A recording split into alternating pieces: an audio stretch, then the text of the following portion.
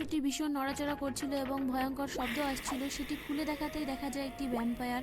সেই ভ্যাম্পায়ারটিকে কাবুতে আনার জন্য একটি গডের মূর্তি দেখানো হয় এবং তাকে ট্রিটমেন্টের জন্য নিয়ে আসা হয়। যেভাবে তার ট্রিটমেন্ট করা হয়, একটি ইঞ্জেকশন করিয়ে দেওয়া হয়, চোখগুলো লাল হয়ে রয়েছে, সেখানে একটি ড্রপ লাগিয়ে দেওয়া হয়, মাথার চুলের উপর একটি জেল লাগিয়ে চিরুনি দিয়ে ভালোভাবে আঁচড়ে নেওয়া হয়।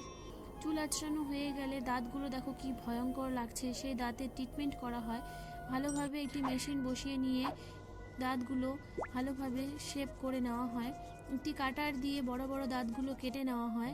এই দাঁত যতক্ষণ কাটছে, আমার ভিডিও ভালো লেগে থাকলে অবশ্যই একটি লাইক এবং সাবস্ক্রাইব করবে। একটি ধারালো চাকু নিয়ে বড় বড় কান কেটে দেওয়া হয়। তুলো দিয়ে রক্ত ভালোভাবে মুছে নেওয়া হয়। রক্ত মোছা হয়ে গেলে একটি জাদুই পেস্ট তৈরি করে নিচ্ছে। এই পেস্ট তৈরি করা হয়ে গেলে সামনে এই খালি বাক্সের মধ্যে ঢেলে দেওয়া হয়। ঢেলে দেওয়া হয়ে গেলে দুটো কান রেডি হয়ে যায়। সেই কান দুটো সার্জারি করে লাগিয়ে দেওয়া হয়। একটি ইঞ্জেকশন করিয়ে দিলেই ভ্যাম্পায়ারটি মানুষ রূপে পরিণত হয়ে যায়।